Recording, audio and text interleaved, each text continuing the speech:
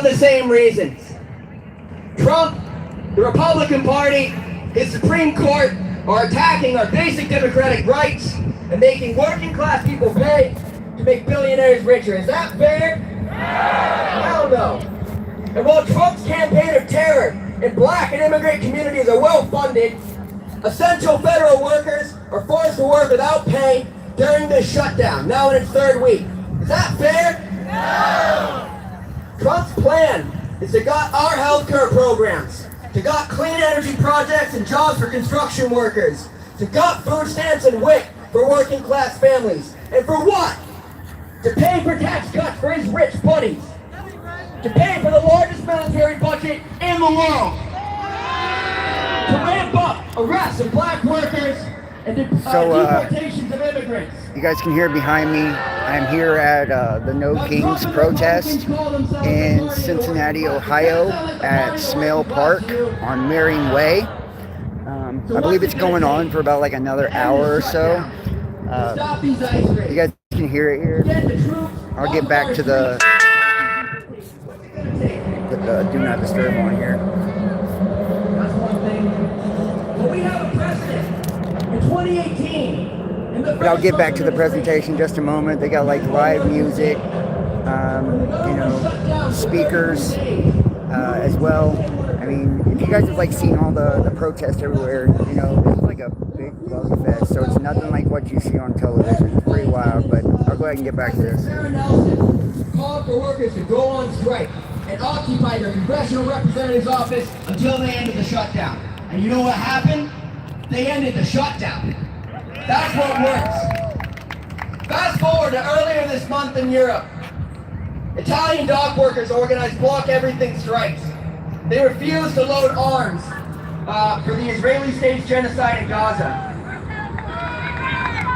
The Italian dock workers then pressured the largest union confederation in Italy, the equivalent to our AFL-CIO, to organize 2 general strikes against the Italian government's support for the genocide. And what did that do?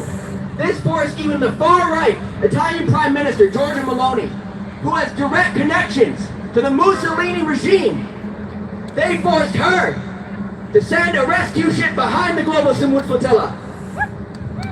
And while Trump's peace deal, in quotes, guarantees no end to the occupation, we should recognize that the reprieve from the worst of the slaughter in Gaza was not done by Trump's hand. His hand was forced. It was the result of international strikes, civil disobedience, and this is the way forward for our movement.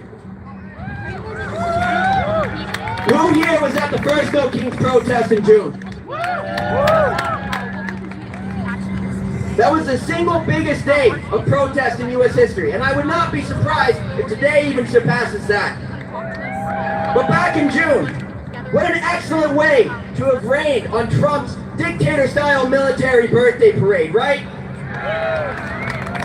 But unfortunately, I think we have to recognize that wasn't enough to stop his agenda. Socialist Black Panther leader Fred Hampton once said, "If you dare to struggle, you dare to win." And unfortunately, our struggle has not yet won. Beyond attending national days of protest, we need a strategy of escalating actions to turn the heat up on Donald Trump. And all of you have a role to play in building a fighting labor movement and the resistance to Trump's agenda. We urgently need to build mass, multiracial organizations, not just protests, but organizations with democratic structures that organize nonviolent civil disobedience, that organize mass strikes. Union members, who here is a member of a union? That's great. Union members, if you're not already, get active in your locals. Discuss with your co-workers a plan to resist and refuse to comply with ICE.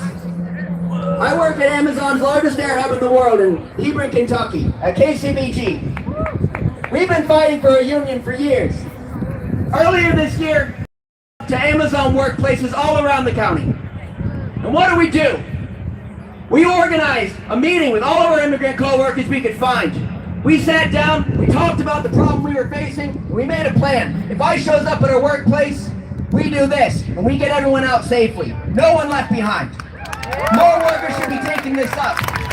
The RNA, Kylie spoke earlier, has a similar strategy to refuse to comply with ICE, to take workers' action against the government. Unfortunately, our union leaders have not proven themselves up to the task. Many of them have been putting their faith in the courts, and worse, cozying up to Donald Trump like Teamsters President Sean O'Brien. Exactly. That's not the kind of leadership we need. Instead, union leaders should prepare for a one-day strike as an escalation of this movement against Donald Trump's attacks on workers and union rights. Non-union workers, and I know there's many of you out here, talk with your co-workers about organizing a union so you can fight back against low pay, against layoffs, and disrespect from management. And regardless of your job, ICE is raiding our neighborhoods. They're coming for our immigrant neighbors. Are we going to let that happen? We need neighborhood rapid response committees that can defend our immigrant neighbors against these ICE raids. It's possible. It's happened before, and we can do it. We need conferences of resistance to bring together all of these activists to discuss and debate the strategy of our movement. It's not enough to protest, you need to organize. And while millions of us have been protesting in the streets, establishment Democrats and union leaders have filed lawsuits that have gone completely ignored by Donald Trump. Unfortunately, the Democrats and the courts won't save us. This is why we desperately need a new party in this country. A party of, by, and for workers. A party that builds mass protests, doesn't just run candidates, organizes strike action. A party that doesn't take any corporate donations. A party that runs working class candidates, not millionaires and billionaires. One that fights for rent control against the big landlords and developers, for free public transit instead of subsidies for big oil and war.